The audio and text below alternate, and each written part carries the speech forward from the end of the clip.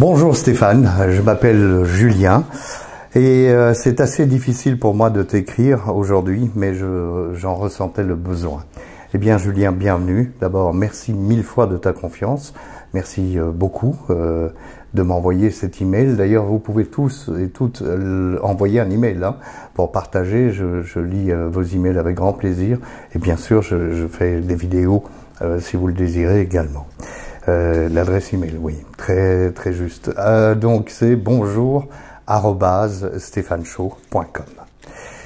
On prend maintenant à bras le corps ce partage, ce témoignage de Julien. J'ai été alcoolique dès le début de ma vie, je crois. Tout a démarré entre amis. À la sortie des cours, nous achetions des bières à la sortie d'école, comme le faisaient la plupart des ados de 16 ans, le vendredi après-midi. Dès le départ, et j'ai senti que mon attirance envers l'alcool était beaucoup plus forte que celle de mes amis. J'étais le premier à vouloir en acheter, toujours plus, car j'aimais la sensation que ça me procurait. De 16 à 18 ans, j'ai multiplié les sorties dans le but de trouver l'ivresse à chaque occasion.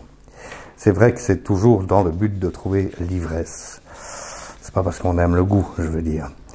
Après, j'ai intégré une haute école. Les soirées étudiantes m'ont enfoncé encore un peu plus profondément dans l'enfer de l'alcool. Je buvais toujours plus que les autres et mon accoutumance faisait que je pouvais supporter une assez grosse quantité d'alcool.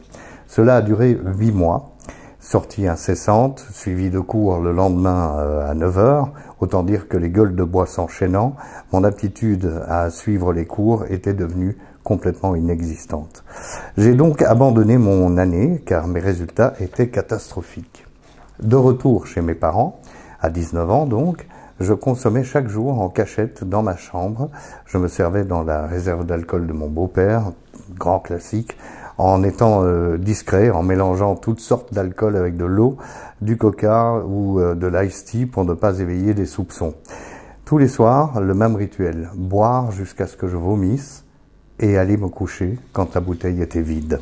À partir de ce moment-là, je savais que j'avais un problème.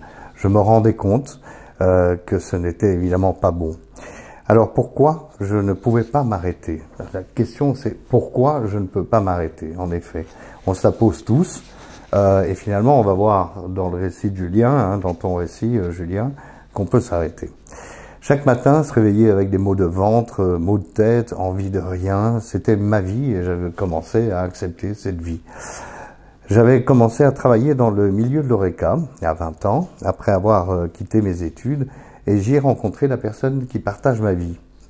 Malheureusement, elle aussi avait un problème d'alcool et donc le cercle vicieux continuait.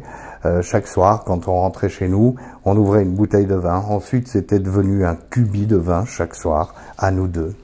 Les années passent. Ma femme, se rendant compte de son problème, a réussi à diminuer sa consommation progressivement, chose que je ne pouvais pas faire. Cela faisait 5 ans que je n'avais pas passé un jour sans boire. Et ce constat m'a fait très peur. Ma vraie prise de conscience, ce fut le 27 septembre de cette année 2023, le 27 septembre, après avoir passé une soirée entre amis pour les fêtes de Wallonie. Nous sommes en Belgique, donc Julien habite la Belgique. J'ai continué à boire chez mon pote alors que tout le monde était parti. Ça, je connais très bien, le classique de boire jusqu'à ce que je fasse un blackout. Et que mon ami lui dormait sur le canapé. Ça, j'ai aussi beaucoup vécu. Il devait être 3 h du matin. J'ai fait le bilan de cette journée. J'en étais à 15 bières. Et là, j'ai dit stop. Ça ne pouvait plus continuer. J'ai bu ma dernière gorgée d'alcool à 3h12 du matin. Je souris parce que c'est sympa de noter l'heure, bien sûr. À 3h12 du matin, le même soir. Et je me suis dit que c'était terminé. J'ai vidé la fin de ma bière dans les toilettes et j'ai passé la nuit en dormant sur la cuvette. Le lendemain, j'ai regardé mon beau-père qui était venu me chercher et je lui ai tout dit, je lui ai tout avoué sur mes années d'addiction, sur les quantités que je buvais et il m'a répondu qu'il n'avait jamais rien remarqué. Cela fait 1 mois, au moment où Julien m'écrit nous écrit cette lettre, il me dit « Cela fait 1 mois que j'ai plus retouché à la boisson. J'ai recommencé le sport, je me sens infiniment mieux qu'avant. Les premiers jours ont été difficiles, Mais, passé la première semaine, je ne pensais même plus à l'alcool. J'arrive à refuser les verres qu'on me propose en soirée et à d'autres occasions. Eh bien, Julien, merci mille fois pour ce témoignage. Pourquoi? Parce que, bon, d'une part, tu es jeune, donc c'est un jeune abstinent, et puis c'est une jeune abstinence, dans la mesure où ça fait pas très très longtemps que tu as arrêté de boire. Ce qui est merveilleux, c'est qu'il ne t'a pas fallu les 25 années qu'il m'a fallu pour me rendre compte qu'il y avait un problème avec cet alcool, et donc peut-être que tu vas survivre beaucoup mieux que je ne le fais, au niveau santé en tous les cas.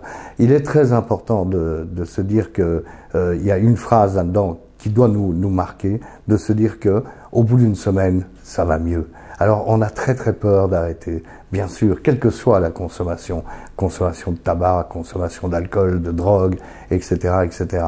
Quelle va être ma vie si j'arrête? Eh bien voilà, on a le témoignage de Julien aujourd'hui qui est jeune et jeune abstinent et qui nous dit au bout d'une semaine, je pensais même plus à l'alcool.